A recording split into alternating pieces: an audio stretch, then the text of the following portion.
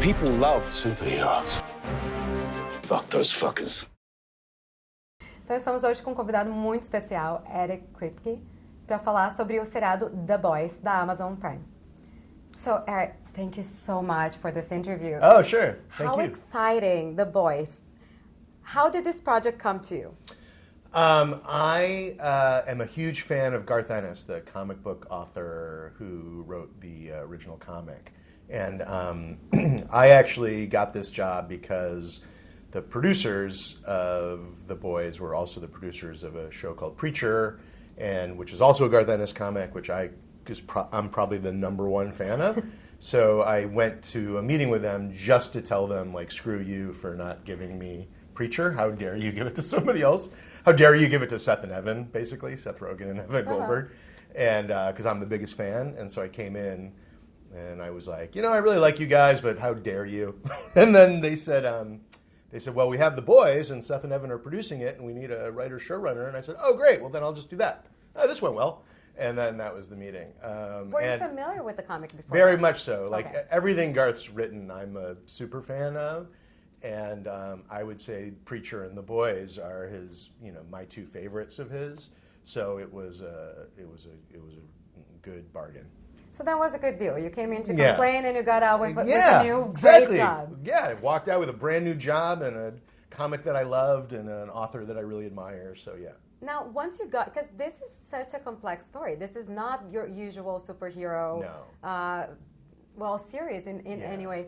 When you first got the job, I was like, okay, how will I approach this? What was going on in your mind? Yeah, I mean, I was really excited because I was really excited to sort of puncture the superhero myth.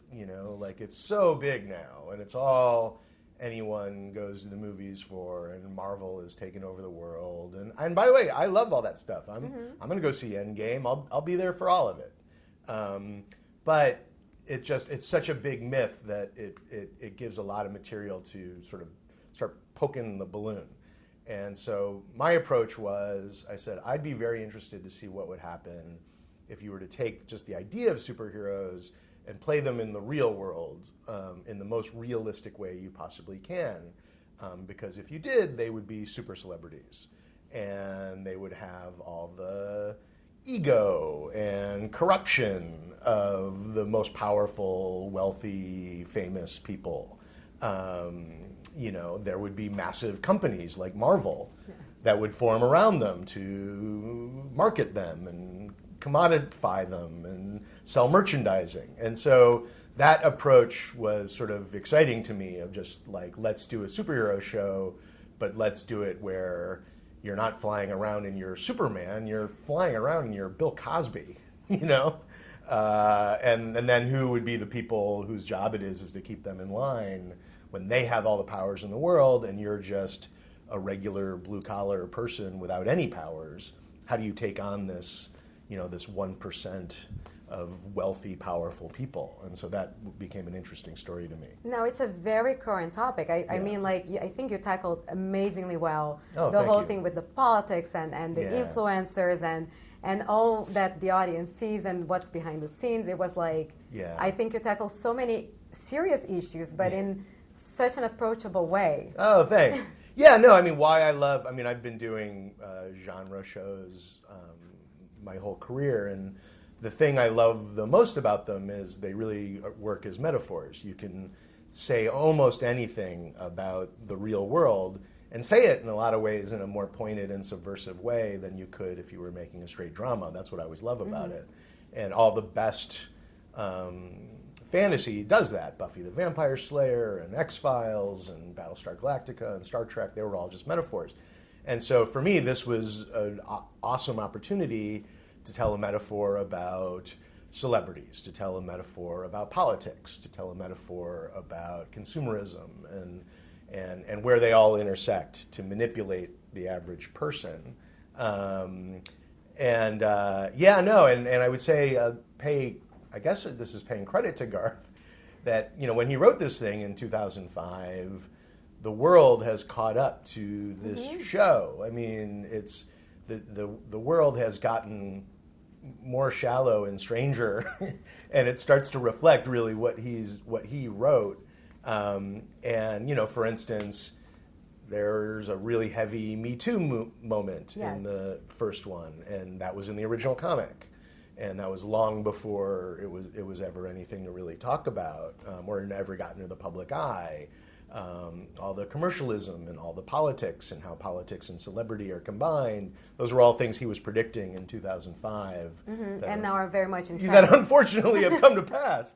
So the show ends up being very current in a large part because he predicted a lot of this happening, which is really troubling. As you said yesterday.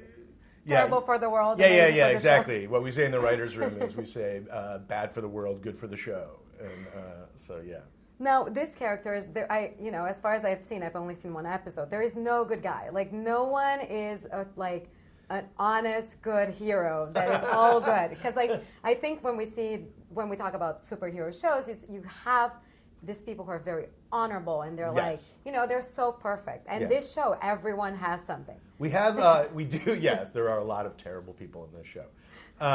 We do have two good people. That was very by design because, I needed people that you could root for. But we have one superhero who's good in the whole show, which is Starlight, who's Annie, played by Erin Moriarty, who's sort of this young girl from Iowa who comes to New York and immediately gets thrown into the gears of this awful corporate machine. She does hold on to being a good person, but she's the only one. And then Huey Campbell, played by Jack Quaid, is our likable sort of everyman who's thrown into it. And then as the season progresses, they form a relationship. And so, there's little tiny glimmers of goodness and hope in there to sort of counteract all the perversity. Well, but about the perverse characters, is there a way, because they're all very charismatic. We're not talking about this evil people that were we just want them to die. We're talking about people that are, in a way, they're kind of interesting. I'm curious to see where they're going to go with the show. But do you think there is any way, or should people relate to them? Well, it's interesting. I'm and a part of it's my taste and what I like to do. I hate writing villains who are villainous. It's sort of not I don't really understand it because nobody, no matter how terrible you are, nobody looks in the mirror and says, hey, I'm evil. This is great. I'm going to do some evil stuff today. Nobody says that. They all have really screwed up motivations for doing what they think is going to save the world. And so that's how I approach these guys. I find I explore them all as their own character and what's their psychosis and what's their problem? The Deep, who's an Aquaman type character, he's got an inferiority complex because he only talks to fish. And they only bring him in when there's water crimes, and how often are there water crimes? And so he's really insecure, and so he lashes out and does terrible things like he did in the first episode because he's just this empty hole of insecurity. Homelander, who's the Superman type character, he's basically sociopathic because he's so separate from humanity, but still sort of longs to be human. They're all people. And there are moments, I think, where you're going to relate to all of them at one point or another because you're going to be oh, I sort of get why they're so awful and broken, because their point of view isn't I'm bad. Their point of view, all of us, is I'm human. Sounds about right. So hopefully people will associate to the nice things about it. Yeah, but don't do any of the things. But, I strongly recommend you don't do any of the things that superheroes in this show are doing, and don't emulate them in any way. There's human characters, and you can emulate those. Be the boys are likable. Be with them. Now, we only have time for one last question, so Okay. I do have to ask you, what about all the blood in the show? There is so much blood. Yeah. Part of that comes from, there's a few things. Part of that comes from Garth Ennis. His stuff is very bloody.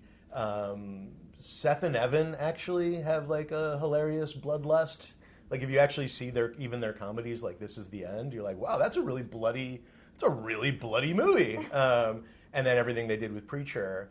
And then I come from horror, so it's like I came from Supernatural. Yeah. And so I think you just have amongst the creative heads of this show, like no one who's afraid of blood and actually finds blood pretty funny and amusing, unfortunately. And so none of us are shy about putting blood in the show. But I also think it helps. I mean, look, it's all very shocking and big, but I think it helps tell the story again of like, wow, if you had these super powerful people in the world and they punch someone, that's what's going to happen. It's not going to be this cute little, they get knocked back. Yeah. Like you're really going to destroy people. And so I think it all works in terms of the reality of the show. Well, fantastic. I cannot wait to see the rest of the show. Thank you. Thank you it's so much. Thank you. Yeah, no, pleasure.